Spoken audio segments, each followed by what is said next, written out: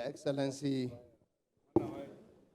Mr. President, President Bola Ahmed Tinubu, ably represented here by the Chairman of Nigeria's Governors Forum, His Excellency Abdurrahman Abdrazak CON, the Executive Governor of Kwara State, Your Excellency, the Vice President of the Federal Republic of Nigeria, Senator Kashin Shettima, GCON, ably represented by Dr. Aliyu Modibo Umar, Special Advisor on Special Duties,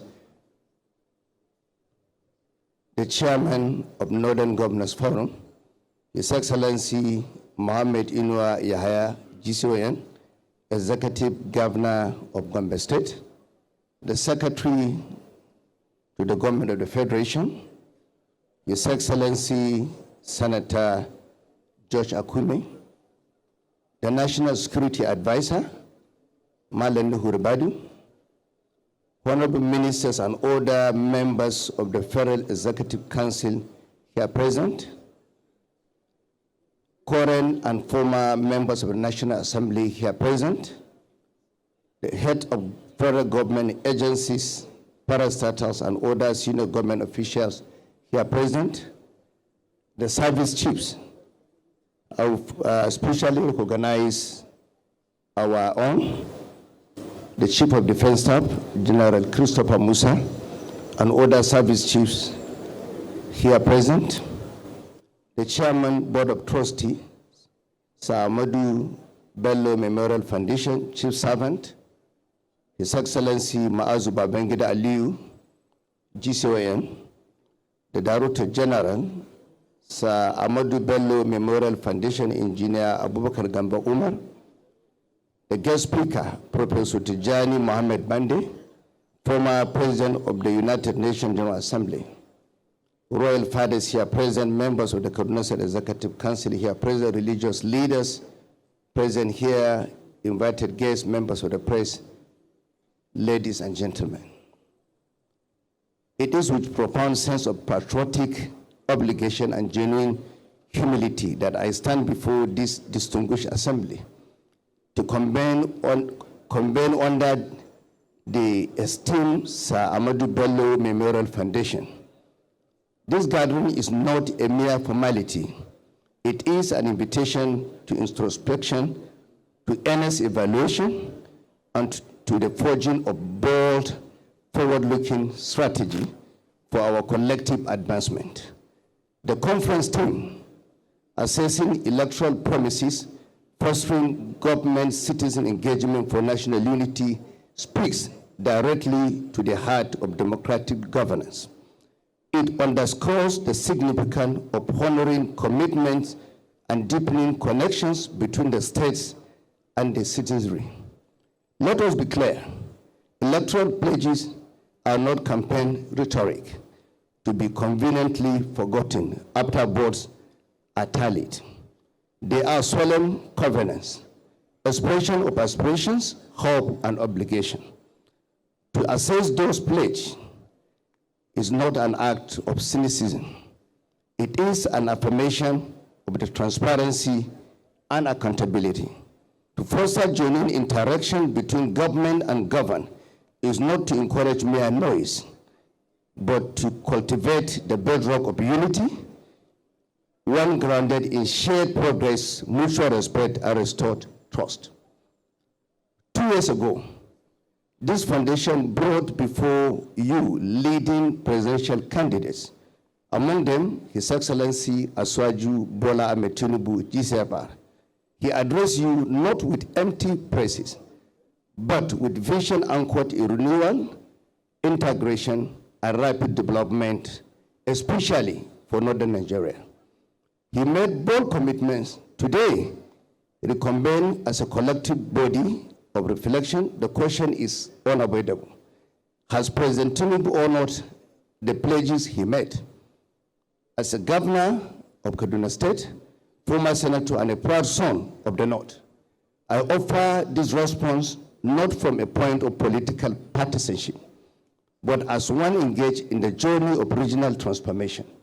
Yes, since assuming office as president and commander-in-chief, His Excellency Bola Ahmed Tinubu has doggedly kept faith with the North. Yet, no president, however visionary, can succeed in isolation. Governance must evolve from the performance of a few in Abuja into the collective enterprise of many. It must be a dialogue between citizens and their leaders, between timeless traditions and contemporary innovations, between constructive criticism and meaningful action. This is why gatherings like this are not optional or symbolic. They are vital. The Sir Ahmadu Bello Memorial Foundation reminds us of our duty not only to remember a legacy, but to renew it, not only to analyze challenges, but to confront and resolve them. Upon assuming office as governor in 2023, I was confronted with a Kaduna under siege. Insecurity casts a long, dark shadow over our communities. Banditry, terrorism, kidnapping, and violent crime have become daily specters. From the Kaduna-Abuja Expressway to Bindungwari, from Chukun to Igabi, Giwa, Kachia, and across the uneasy corridors of southern parts of our dear states. Fear was rampant. Kaduna, long celebrated for its resilience and cultural vitality, was being slowly eroded by chaos. The Kaduna-Abuja highway, once vibrant artery of commerce and movement, had become a corridor of dread, a painful symbol of governmental failure. The Abuja-Kaduna train attack of 2022 remains seared into our collective consciousness as a grim testament to the depth of the security crisis. Entire communities were abandoned, markets closed, and Kaduna very spirit trembled under the weight of fear. Frankly, had we attempted to organize this conference under those conditions in May 2023, the hall would have been empty, or worse, rendered inaccessible by persistent insecurity. But we could not stand idle. We recognize instinctively that force alone, goes without governance, yields limited results. So we embrace a composite model, the Kaduna Peace model, a paradigm blend of proactive security, community engagement, dialogue, and institutional alignment. By God's grace, and with the unwavering support of President Bola Ahmed Tinubu, our fortunes began to change. We prioritized peace, reinvigorated our security agencies, empowered local vigilance groups, and engaged communities with empathy, respect, and humility. Criminal enclaves along Kaduna-Abuja highway were dismantled. Markets in Bindungwari reopened after more than a decade. And ghost towns in Chukun, Igabi, Giwa, Kachia, Zangon Katab regained life.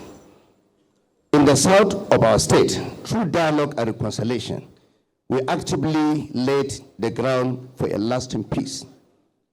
The federal government under President Bola Ahmed Tinubu leadership stood firmly with us, supported us, and stood by us. I commend the National Security Advisor, Malam Nuhu Ribadu, whose coordination and resolve have ensured that our security responses are both intelligent and sustained. I salute the Honorable Minister of Defense, the Honorable Minister of State for Defense, the Chief of Defense Staff, our service chiefs, and all security leaders whose courage and vigilance continue to protect our people. Their gallantry fills us with pride. Yet, we must acknowledge that insecurity is not only a failure of arms. It is born of exclusion, of educational deprivation, and of policy neglect. Long before I became governor, I emphasized that poverty is a potent instigator of instability. By the time we took office in May 2023, over 65% of our population in the Northwest in particular were financially excluded, denied access to credit, savings, and hope. In that void, extremism, criminality found fertile ground. As former chairman of the Senate Committee on Banking and Financial Institutions, I foresaw that deepening financial inclusion will be critical.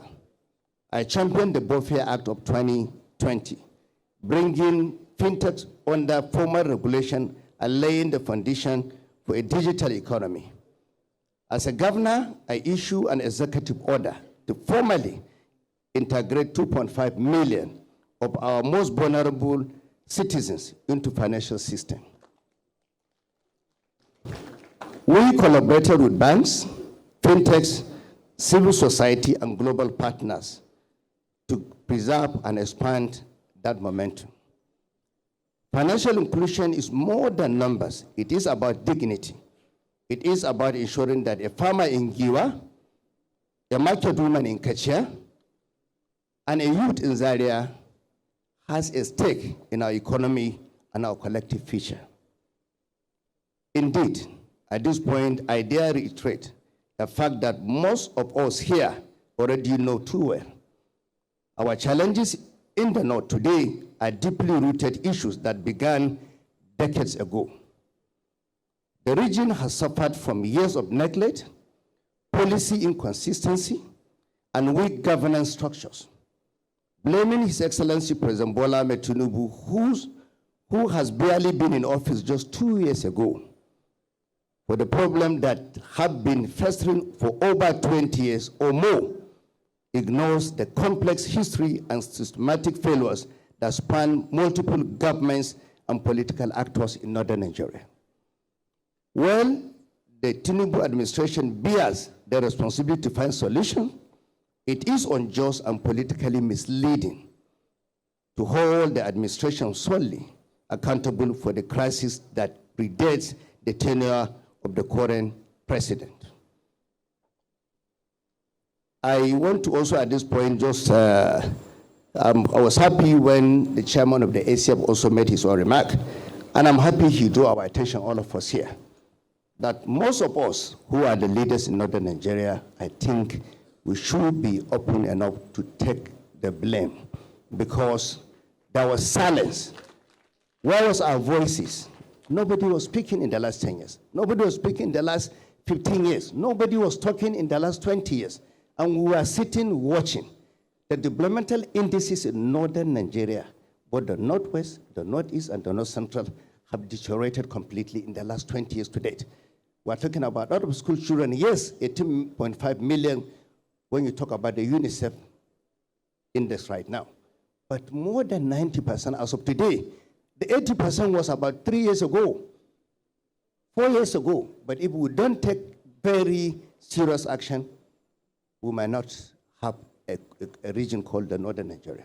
So we have to be careful. And we should stop blaming President Bola Ahmed Tinubu. We should look at ourselves in the mirror and sit down. I'm happy what is happening today is unprecedented. This is the first time in the history of Nigeria. Officials from the federal government are sitting together in one hall to look at the problem of Northern Nigeria and address it. And I think this is the beginning, and I can see hope. We need to continue with this and be focused and also be unwavering in doing this thing.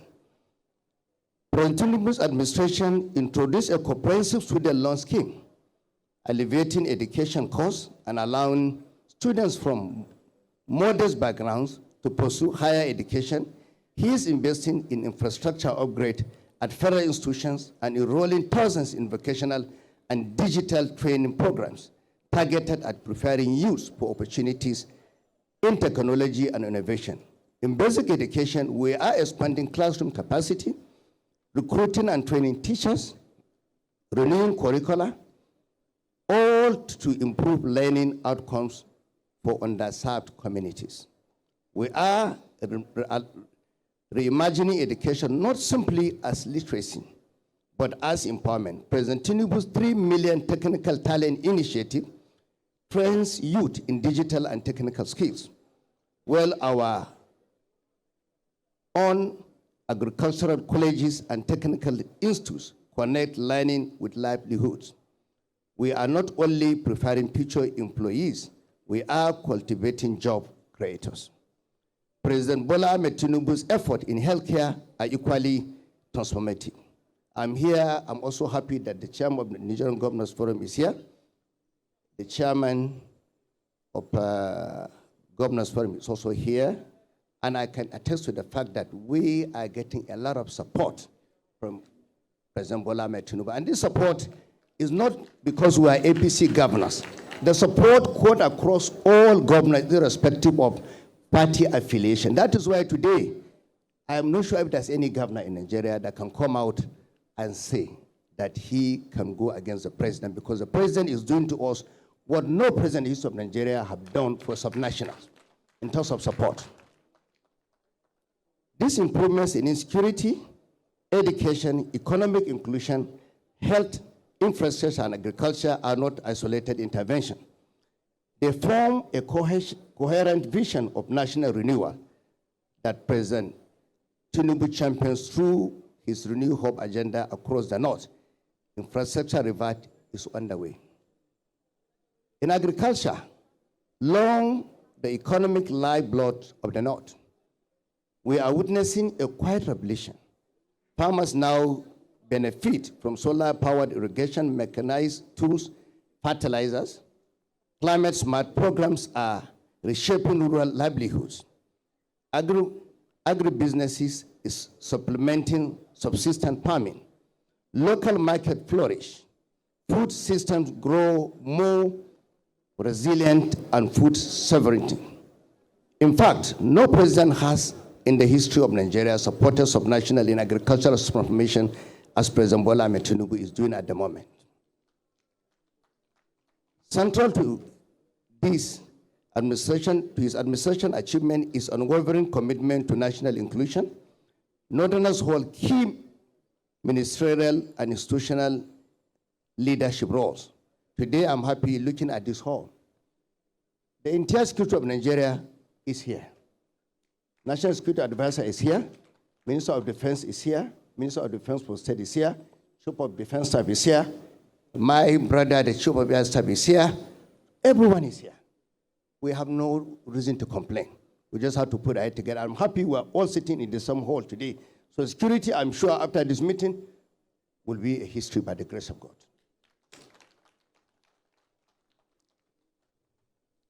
Again, I emphasize governance flourishes when it is inclusive. No president, no governor, no minister thrives alone. That is why this forum is not ornamental. It is catalytic. Sir Ahmadu Bello taught us that leadership is service rooted in vision and that unity must be founded in justice. Let us not merely recall his legacy. Let us renew it, elevate it, and embody it today. In Kaduna State, we have embraced that mandate, completing long abandoned projects not for applause, but for lasting impact, building enduring institutions rather than mere infrastructure, expanding opportunities not just for the privileged, but for the forgotten majority. Let this conference be remembered not for the rhetoric, but for the resolve it rekindles. Let it mark the dawn of renewed national commitment to the integrity of promises, the sincerity of performance, and the vitality of citizen engagement in leadership across the domains of security, education, health, infrastructure, agriculture, and inclusion. The pledges made by President Tinubu's administration have been honored through bold, tangible outcomes. Certainly, more work remains. Distance still lies ahead, but the path is open, and the destination is in sight. May the memory of Sir Ahmadu Bello continue to stir our conscience. May his vision illuminate our path, and may we, in our time, prove worthy of the Nigeria he envisaged. Thank you. May God bless Kaduna State, Northern Nigeria, and Federal Republic of Nigeria. Thank you.